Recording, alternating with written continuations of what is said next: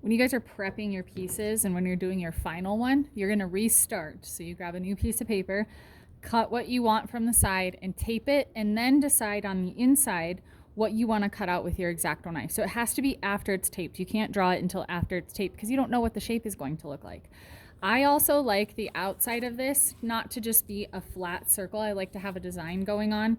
So for this one, I drew an extra little circle over it. And if you notice, this goes a little bit over the top. So when you guys are working with this, let's say you know you want it a little bit larger, just extend that line. And you can draw into the space up here to cut out, that's fine. Or you can take a little bit. So you don't want to cut a large chunk off here. So if I cut it off the top, I don't have to tessellate anything. Once this is put together, I'm just going to leave it. Okay, so now my top is going to have a wavy line on it. This middle part, we have to use the X-Acto knife. When you guys are using the X-Acto knives, you have to be really careful. And I always say cut with the blade side. Okay, so the blade is over here. So that's the side I'm going to be cutting with. So it should always lead your cut. So when I'm cutting, I have to be on the cutting mat. Okay.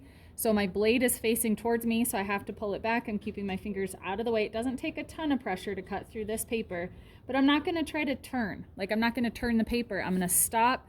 I'm going to change directions. I like pulling it back towards myself. Some people like doing it a different way. But if you notice, my blade turns if the line turns, okay?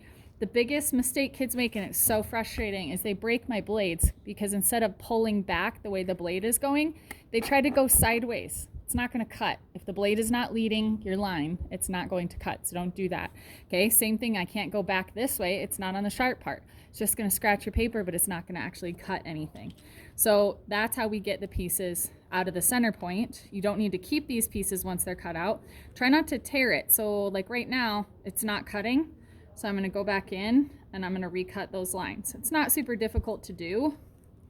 Okay, because if I pull it and tear it, then we have to tape everything back together. So you guys will have a cutout in the middle.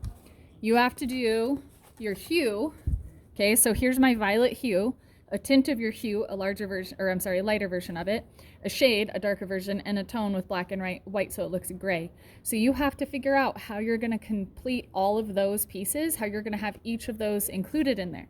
Some kids decide, okay, I'm just going to divide this into 4 sections. So this will always be my hue, this will always be my tint, this will always be my shade. Oh, I need one more piece. If you want to do like mine where you only have one cutout and you add accents of those hues, tints, and shade, that's okay. You can do that as well. So you guys will kind of have to plan out how you want to do that. For those of you doing cardboard cutout, you need to get a piece of cardboard for me. If you know that you're not going to want to do the cutout and have the exposed cardboard, and you just want the flat, solid painting, you guys will be working on paper. So when you finish this, you'll come show me, and then I'll get you the correct paper or cardboard to start the next step.